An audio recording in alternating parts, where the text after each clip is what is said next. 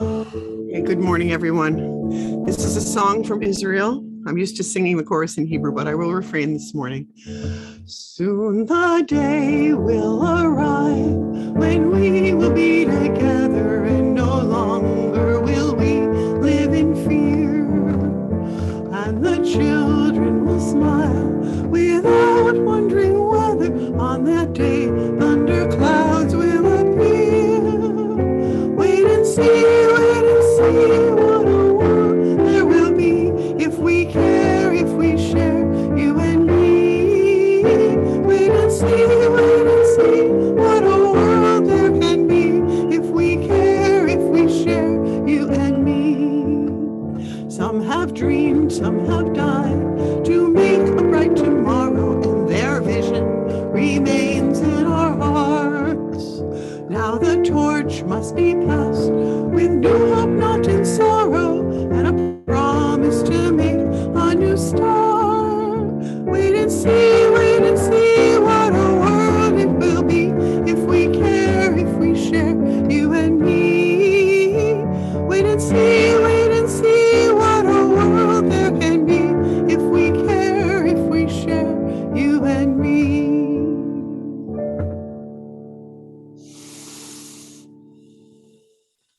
Good morning. My name is Rick Cousins. I am a member of the Sunday Services Committee, as well as a congregant these last 8 years, signing the book back in 2013.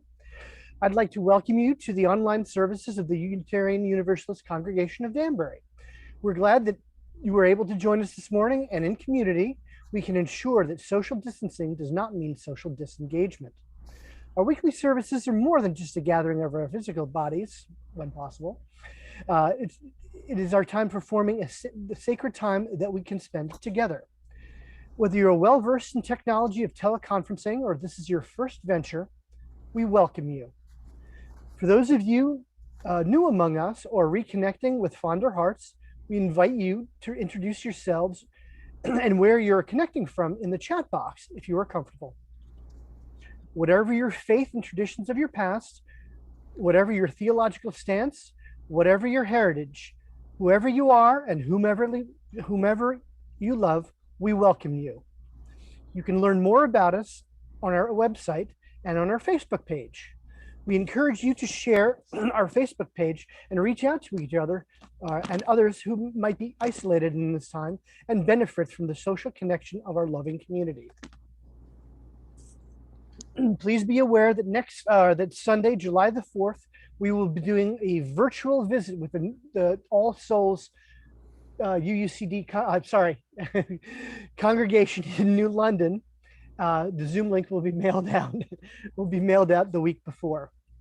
It's my pleasure to introduce the Rabbi Ari Golden Rosenberg, who will be our presenter for today. He's originally from Waterford, Connecticut, and he is joining us here as our guest, and we thank him very much in advance. He is also the local executive director of ARC. So welcome, Rabbi Golden Rosenberg. Thank you. Can you hear me? Can you hear me? Yes. Okay, good. I always welcome the opportunity to speak at churches. When I look at the totality of history, I realize there are really only fleeting windows of opportunity in which there's enough trust and a sense of safety for people to experience interfaith engagement with an open mind and mutual appreciation. So I'm very grateful to be here today. When I think of more recent history, when I was a teenager, my youth group at the synagogue hosted a group, believe it or not, from All Souls, where you'll be having this exchange next Sunday. And so there were teenagers that came from All Souls to our synagogue, and we spent some time speaking with each other. And I remember just being struck by how much we had in common with each other. I was raised in the Reform movement of Jewish traditions, which is the most progressive and inclusive branch of Judaism, with an emphasis on justice and equality. And with the exception that our practice had a lot more Hebrew in it than the practice of my friends from the All Souls group. Really, our theology, our worldview, and everything else seemed quite similar. As I turn to modern history, I was trained as a rabbi. I served congregations in Massachusetts, New Jersey, and Connecticut. I grew up, as you said, in Waterford, Connecticut, and returned to Connecticut in the year 2015. I served as a board member of the Association of Religious Communities from 2015 to 2020. And when our beloved executive director, PJ Leopold, stepped down, I took the lead at the time in helping ARC find a new executive director. In sort of a Dick Cheney move, I wound up as the executive director myself. But it's been a wild ride serving ARC throughout the pandemic, and I'm looking forward to telling you all about it later. For now, I'd like to begin the service in the spirit of the words that we'll later sing together. Hine matov umanayim shevadachim gam yachad. How good and how pleasant it is when, as brothers and sisters, we can all dwell together. I would add in peace and harmony and mutual appreciation. Please join us in the chalice lighting affirmation.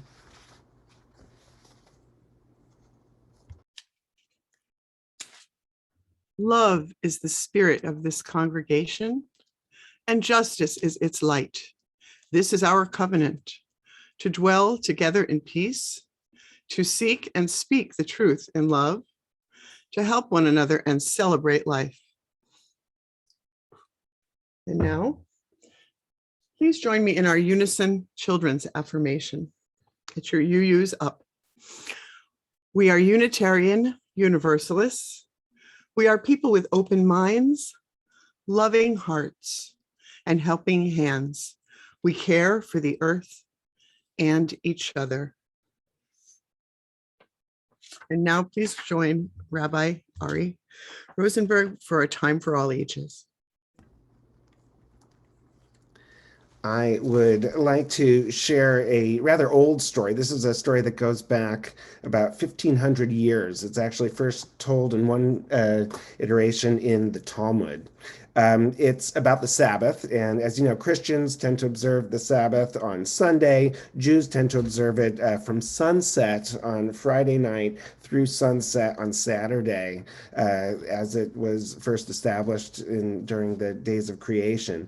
But the principle is essentially the same. It's a day of rest to show gratitude for what we have and to enjoy the company of family and friends together. This is a story about a man named Joseph, not Joseph from the Bible, a different Joseph. This Joseph had no family. He was very poor. He lived in a tiny, tiny house with one room, and he had virtually no possessions at all. But he was a happy person. There was one thing that he loved more than anything, and that was observing the Sabbath. All week long, Joseph would work very hard. He'd wake up in his little room, he'd eat a few crumbs of bread for breakfast, and he would walk to work. Well, he worked for a man named Kesef, who was the wealthiest man in town. Kesef had a house the size of the state capitol. He had an estate the size of Danbury, and he always wanted more. He was never satisfied. Well, Joseph's job for Kesef was to walk all over town, gathering bricks and things to bring back to the estate for Kesef's new house, because Kesef was always building and expanding upon his house to make it bigger and bigger. Joseph worked 6 days a week. He earned just enough for a few crumbs, some peanut butter, maybe some sardines on a good day. But any coins that he had left over at the end of the week went into his special Sabbath bank. Joseph did not work on the Sabbath. He loved the Sabbath. Every Friday, he would gather the coins that he had left over. He would buy the best dinner that he could find. He'd invite all his friends to join him for the Sabbath. They stayed up all night long singing songs. They spent all day talking about the values of the traditions. Well, one day, while Joseph was working very hard, Kesef went to see a magician, and this magician was amazing. He could pull a rabbit out of a hat. He could make a table levitate. He could tell you what card you were holding. But on this occasion, the magician said, "I can predict the future." He said, although you are the wealthiest man in town, Kesef, and Joseph may be the poorest man in town, someday he shall acquire all of your possessions. Kesef said, that's impossible.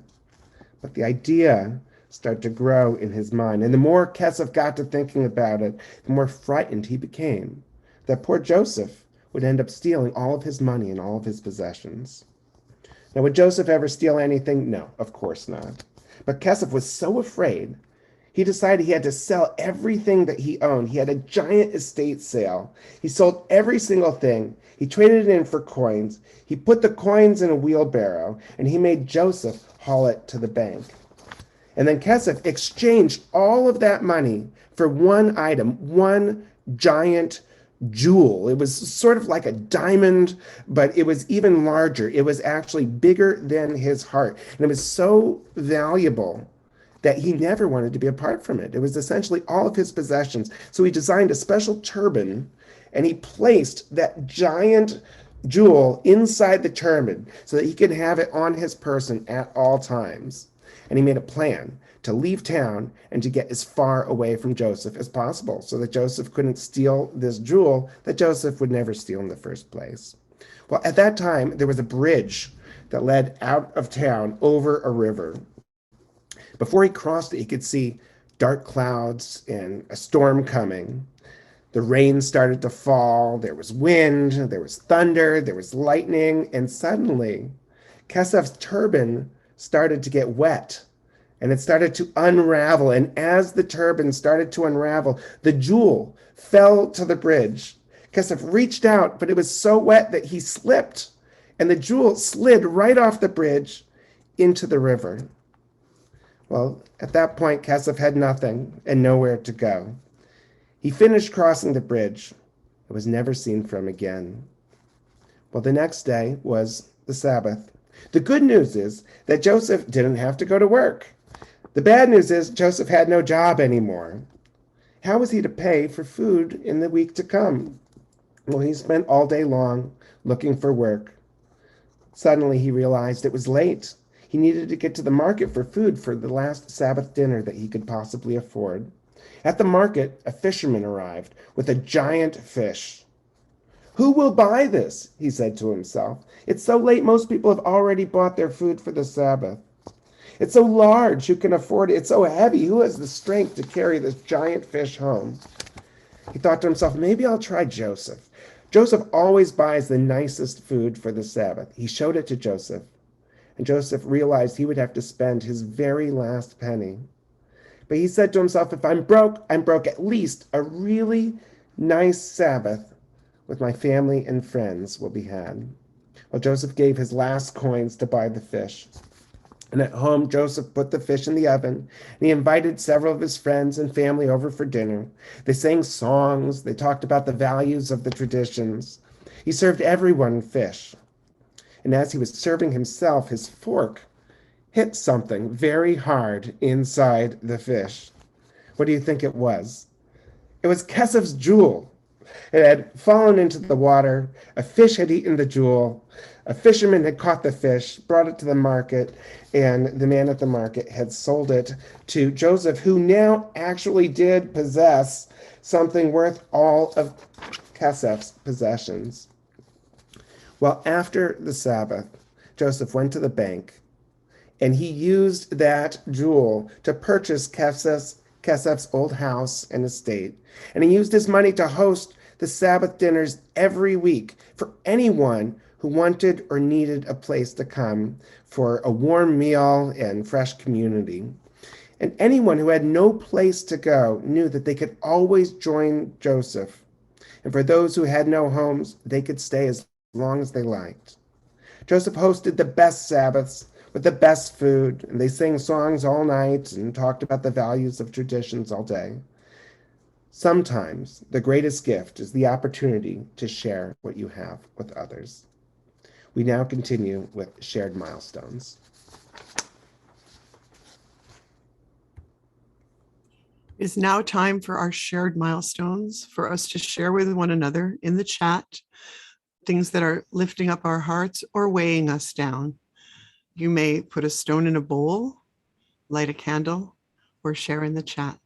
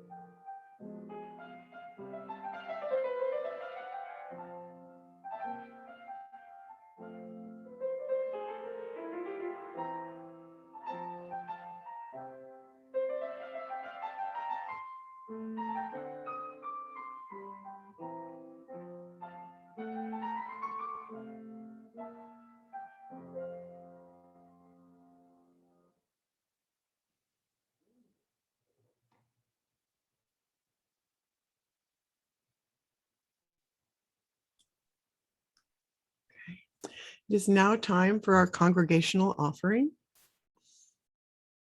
Please join me in the words printed in your order of service. Oh, I'm sorry. I jumped the gun. Now time for our congregational offering. If you're with us for the first time, feel free to pass the virtual plate. For your presence here in the Zoom room is your gift to us. Members, please click the link on your screen to make a donation or a pledge. Even though we're not yet in our beloved fellowship hall, our operating expenses have still been the same this year. You may also mail a check to UUCD at 24 Clapboard Ridge Road in Danbury. And thank you so much for doing your part to support and sustain this community we love. Please join me in our congregational response. In the spirit of compassion and service, we dedicate these our offerings.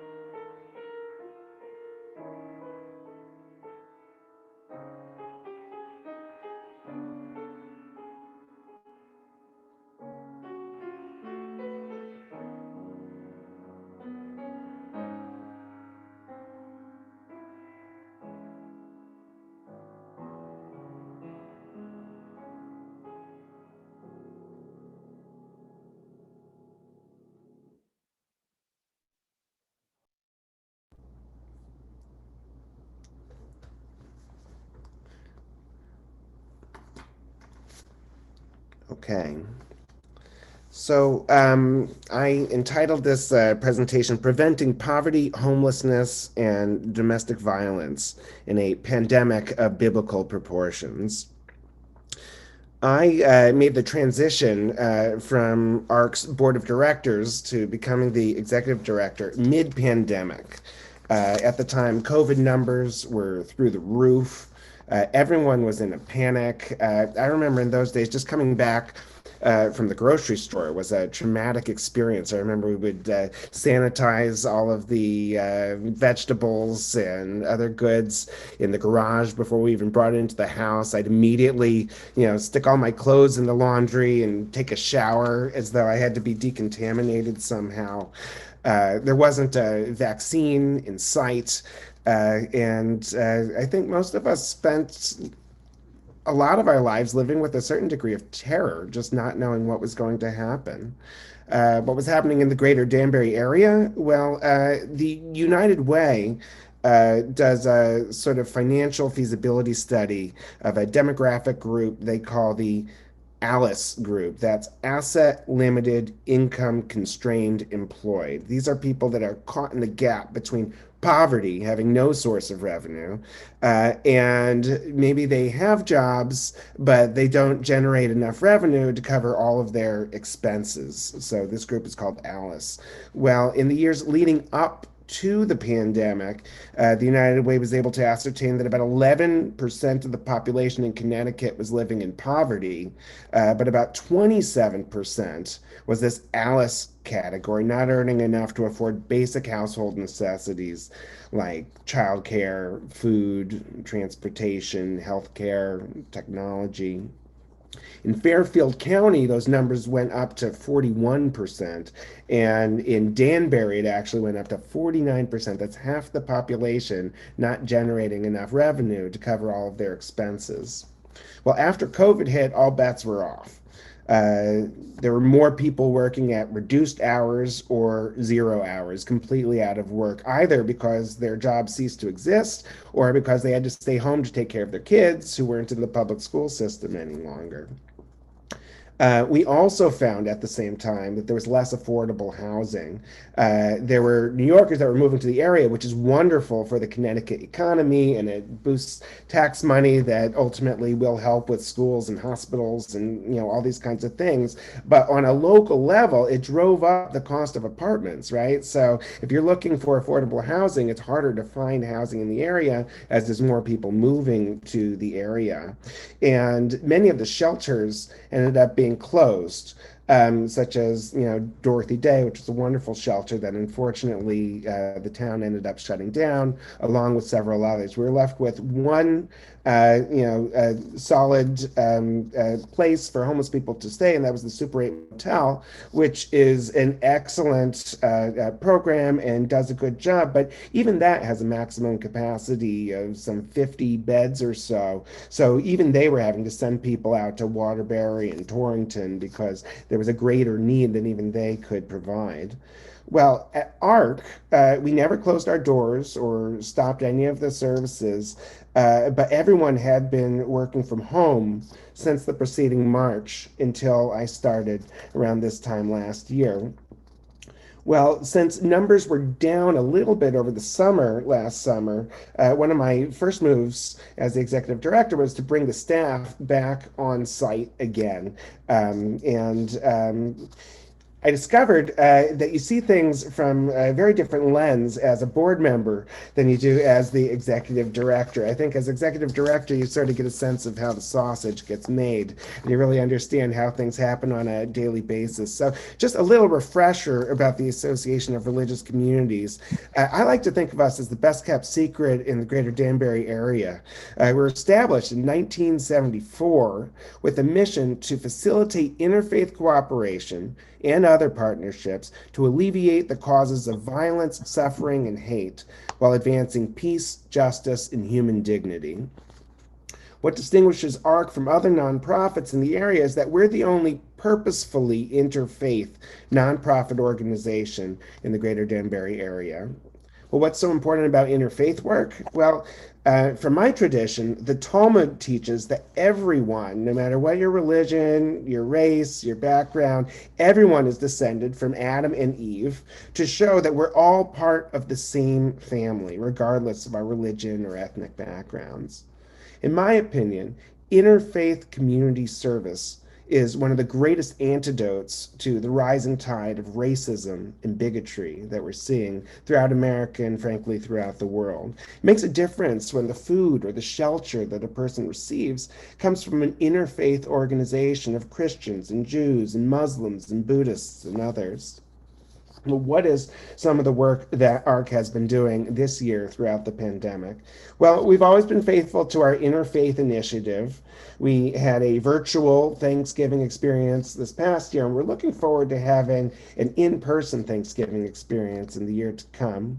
We have our Forum on Faith articles. I don't know if you've noticed, our recent Forum on Faith articles have been part of a series about Jerusalem. We had one from a Jewish perspective of why Jews have a faith-based appreciation for the Holy Land. We had a second one from a Muslim perspective about why Muslims have a faith-based connection with the Holy Land, and we're going to have one from a Christian perspective coming up, and then a Buddhist perspective after that.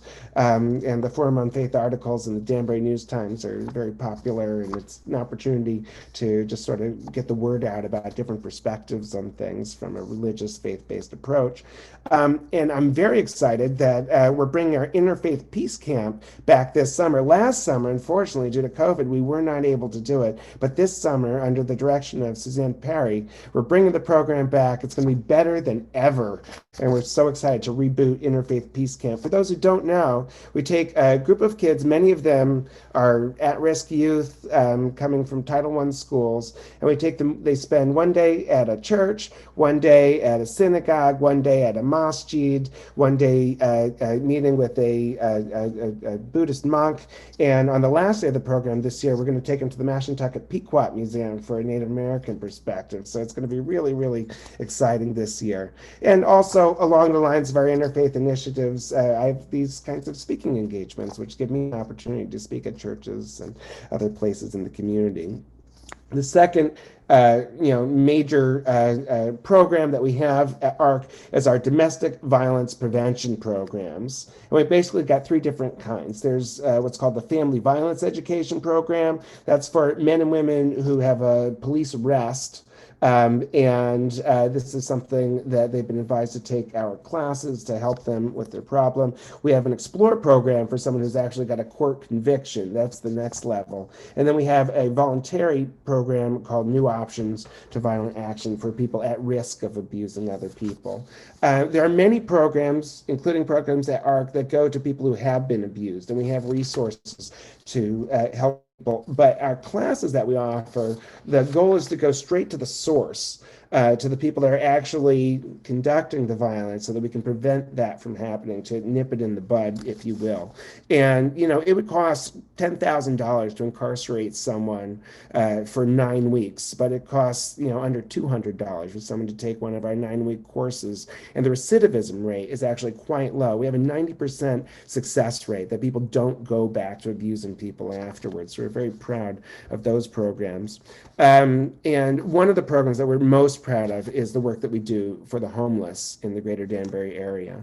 We have a rapid rehousing program where we recognize shelters serve their purpose. They're very important. That's a Band-Aid approach. It's not a cure to getting someone into safe, secure, permanent housing. The goal is to get them off the streets and to become independent of themselves. Well, through our rapid rehousing program at ARC, we have connections to resources that can provide the first month's rent, the security deposit, and importantly, a case manager that's going to be working hand in hand with people over the course of the year to help them balance a budget, to help connect them to the services that they need and resources, and to be an opening year for when they need that.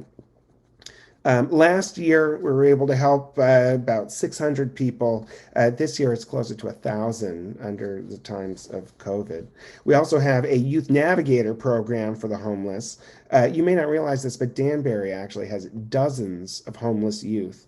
Some of them, it's because their home is no longer available to their families. Some of them, it's because there's abuse in their home and that's not a safe place for them. For some of them, they live in homes where their family or roommates or whatever are disrespectful of their gender identity or their sexual orientation, and they don't feel like that's a safe place for them to be. At the end of the day, middle of the winter, you can find on any given night at least 10 people staying in their cars at the WestCon campus. People are all over town, not really knowing where they can go. By the way, if you know somebody who is homeless, first thing to do is call 211, and that will distribute them to organizations like ARC and our sister organizations throughout the area. But not everyone knows to do that. And for some of the youth in the area, the shelters aren't the best option for them. They sometimes don't feel like that's the safest place for them to go. So we have this Youth Navigator diversion program to help redirect them towards a safe place that they might be able to go, a grandmother, a friend, cousin, some other safe place. But for those who don't have another place to go, again, we have a rapid rehousing program for the youth as well to get them into some sort of an apartment of their own. And then beyond the homeless people that we're housing, we also have people that are living in poverty or in this ALICE demographic that we're doing everything in our power to help. ARC has our Comida food pantry. It's the only food pantry in the area that is really focused on immigrants and the needs of the immigrant community. So although we take some basic information on people just so that we know the demographics that we're serving, we're not reporting anyone's contact information to anyone else. We serve a lot of rice and beans and other sort of culturally appreciated foods. And we saw such a dramatic increase under the times of COVID that we went from serving food twice a month to serving food every single week. So during COVID, until very recently, we were really only able to prepare bags, bring them up to our front door, and people would line up outside the door, and we'd hand them each 2 bags full of food staples that they could take home to themselves. Just recently, now that the whole staff is vaccinated, we're able to have people into our facility, and we get food donated from grocery stores like Trader Joe's, and Panera donates breads, and people are able to actually select what fruit and vegetables and breads and meats they would like to take home for themselves. But in other years, we have provided distributions of food to people about 4,000 times. By the end of this fiscal year, we will have doubled that. So we saw a huge increase in the greater Danbury area. We also have what I call our emergency support systems. ARC has always had programs to provide financial resources to cover a heating bill or an electric assistance, particularly in the winter when people desperately need that. But under COVID, there were a lot of people that came to us asking us to cover their rent for a month because they were afraid that even though there was a moratorium on evictions, they didn't want to get behind, and they were afraid that sooner or later they would be evicted. So we found ourselves trying to help people come up with a month's rent. Sometimes it's $1,000, $1,500. It can be as much as $2,000 sometimes. Well, in years past, we were able to help people to the tune of about, over the course of a year, maybe like $8,000, something under $10,000. But this year, during the pandemic, thanks to the generosity of our donors who saw an increase in need this year, ARC was able to give out nearly $65,000 to cover such expenses as childcare, transportation, diapers, fuel, and yes, rent. We were able to cover the rent for many people this year. We like to see ourselves on the front lines, not just getting people off the streets, but also preventing a wave of eviction-related homelessness.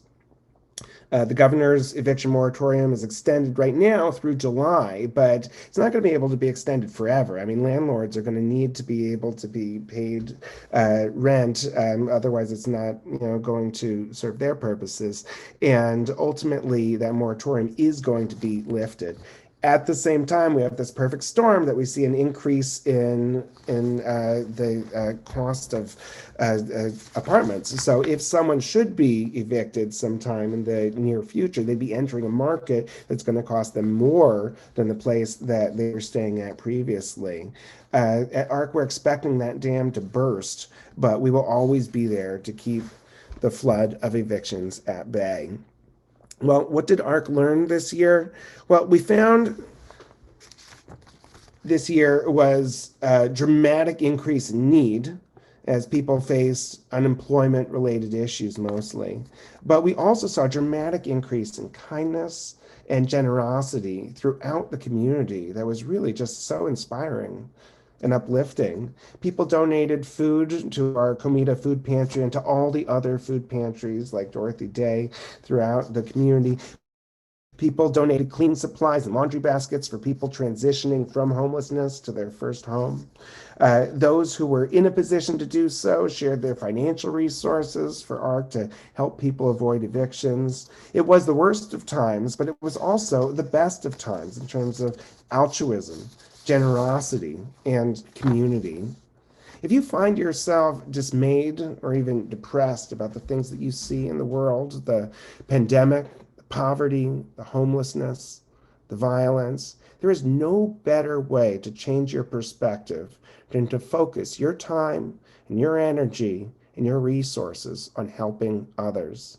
That is the essence, the raison d'etre of religion and community. And that's why I'm so proud to be able to represent the Association of Religious Communities here today. And now we'll be transitioning to our meditation. And as we enter into meditation, let's spend some time thinking about what are the needs that are out there in the world today on a global level as well as on a local level. And what are some of the causes that are most dear to our hearts? And what are some of the ways in which we can make a difference? Thank you.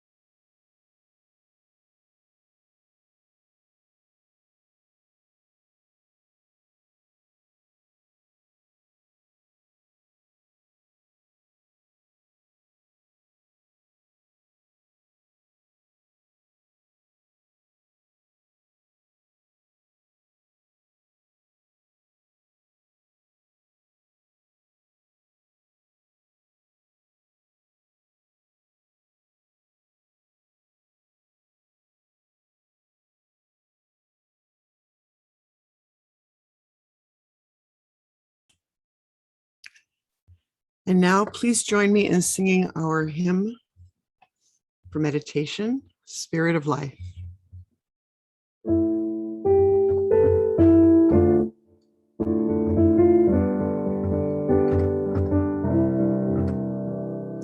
Spirit of life, come unto me, sing in my heart all the stirrings of compassion. Move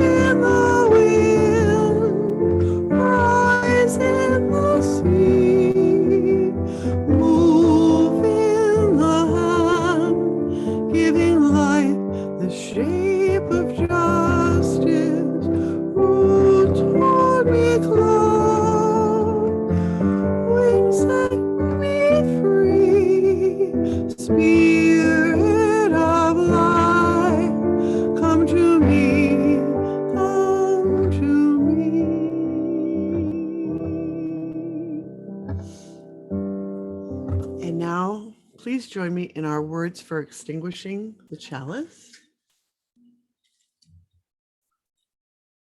We extinguish this flame, but not the light of truth, the warmth of community, or the fire of commitment. These we carry in our hearts and out into the world until we are together again.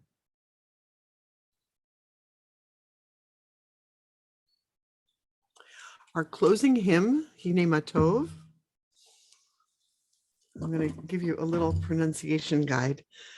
Repeat after me. I'm trusting that you're really going to say these words, even though I can't hear you. Hine Matov, Umanayim, Shevet Achim, Gam Yachad. As Rabbi told us, behold how good it is when people can live together in peace, brothers and sisters. Hine Matov Umanayim, Shevet Achim Gam Yachad.